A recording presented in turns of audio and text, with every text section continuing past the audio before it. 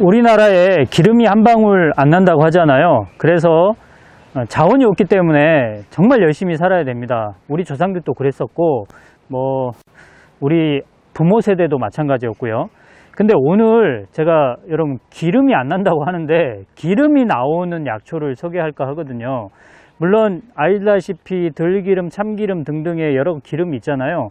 오늘 소개할 약초도 기름이 나옵니다. 어떤 약초인지 한번 보도록 할게요. 주인공입니다. 이 나무 이름을 쉬나무라고 합니다. 쉬나무. 좀 생소하죠? 저도 약초 공부를 하다 보니까 알게 됐지만 저희들한테는 상당히 생소할 수밖에 없습니다. 하지만 우리 조상들한테는 이 나무가 그렇게 생소한 나무가 아니었거든요. 제가 이유를 설명해 드릴게요. 쉬나무는 심은 지 한 5년쯤 되면 꽃이 이제 피기 시작하거든요. 지금 7월 이제 말쯤인데 꽃이 피기 시작했죠. 꽃이 피는 기간이 다른 나무보다 좀 길다는 특징이 있습니다. 한 20일 정도 꽃이 피어 있다고 하네요. 그리고 보시다시피 꽃이 굉장히 많이 피어 있죠. 그래서 꿀도 굉장히 많아서 이 벌이 굉장히 좋아하는 나무라고 하는데, 우리나라에서는 쉬나무라고 하지만 외국에서는 비비트리라고 해서 꿀벌이 이제 많이 모인다 해서 비비트리라고 이렇게 이름을 부르고 있습니다. 이게 이제 한 10월쯤 되면 이렇게 붉게 열매가 있고요. 그 열매 안에 까만색 씨앗이 이렇게 속에 있는데, 그 씨앗에서 기름을 짜서 우리가 사용을 했습니다. 우리 조상들이. 근데 어디에 사용했냐면, 우리나라에 석유가 들어오기 전까지는 여러분 아시다시피 이제 관솔이나 아주깔이나 들깨기름, 들기름 이런 데서 기름을 짜 가지고 등불을 켰잖아요. 그런데 이 쉬나무, 우리가 지금 생소한 이 쉬나무 열매 씨앗에서도 기름을 짜서 등불을 밝혔다고 합니다. 그런데 여러분, 이 쉬나무에서 기름이 지금 얘기한 것들 중에 기름이 가장 많이 나온다고 하네요. 심은 지 한 30년쯤 되면요, 이 나무에서 한 15kg 정도의 이 씨앗을 얻을 수 있다고 하는데, 그 정도면은 엄청 많은 기름을 얻을 수 있을 것 같은데요.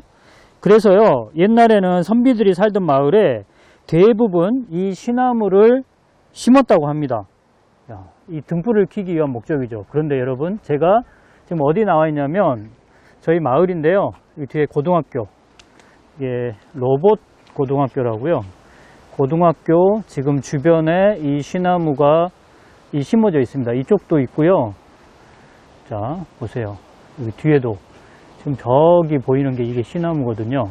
네, 쉬나무 씨앗에서는 이렇게 기름을 짜가지고 등불을 켜는 용도로 사용했고, 약효도 있습니다. 열매 씨앗에서 건이 작용이 있고요. 이제 위장을 좀 튼튼하게 한다, 이런 뜻입니다. 진통 효과가 있고요. 이뇨 효과가 있고, 옛날에는 특히 회충이 많았잖아요. 구충제로도 사용했던 그런 소중한 자원이었습니다. 그리고 이 나무는, 쉬나무의 이 목재는요, 기구를 만들 때나 또는 건축재로도 아주 뛰어난 그런 재질이었다고 합니다. 그리고 이 쉬나무, 여러분 모양이 좀 예쁜가요? 모양이 굉장히 예쁘고 좀 기품이 있다? 이렇게 표현을 하네요. 그래서 공원수로도 적합하고요. 방금 얘기했다시피 여름에 꽃이 많이 없잖아요. 벌들 입장에서는 꿀을 따야 되는데 여름에 꽃이 피는 아주 소중한 밀원식물이기도 합니다. 지금 우리에게는 익숙하지 않은 나무인데, 옛날 사람들한테는 기름을 짤 수 있고 또 기구나 건축재로 사용할 수 있는 목재를, 그런 나무였기 때문에 지금 우리보다는 좀 익숙한 나무였을 거예요. 그리고 깊은 산에 가야 있는 게 아니고 마을 주변에서 자라는 나무였기 때문에 지금 우리보다는 익숙했을 겁니다. 그런데 여러분, 지금 이제 약효 이야기를 할 텐데요. 2018년도 논문을 제가 찾아봤거든요. 이 쉬나무 열매에 대한 논문이 그렇게 많지는 않습니다. 그런데 이 논문은 2018년도에 나온 논문인데, 쉬나무 씨앗에서 얻은 기름으로 실험을 했더라고요. 근데 어떤 데 포인트를 뒀냐면 지방간입니다. 그러니까 이 시나무 씨앗에서 얻은 기름을 실험 대상인 쥐에게 투여를 했더니, 물론 이제 지방간을 일으켜 놓고 투여를 했더니 간에 지방이 축적되는 것을 방지합니다. 그리고 간세포가 죽는 것도 막아준다, 이런 결론의 논문이거든요. 그러니까 우리가 지금 너무 앞서갈 수는 없습니다. 이 논문 하나만으로 시나무 열매에서 짠 기름이 지방간에 효과가 있습니다, 또 간세포를 사멸시키지 않습니다, 이렇게 얘기하기에는 너무 이르긴 하지만 제 생각은 이렇습니다. 여러분도 많이 들어보셨다시피 들기름, 참기름 등등 여러 가지 우리 식용기름 있잖아요. 이 기름들은 보통 콜레스테롤 수치도 낮춰주고요, 혈압도 좀 낮춰주는 그런 효과가 있거든요.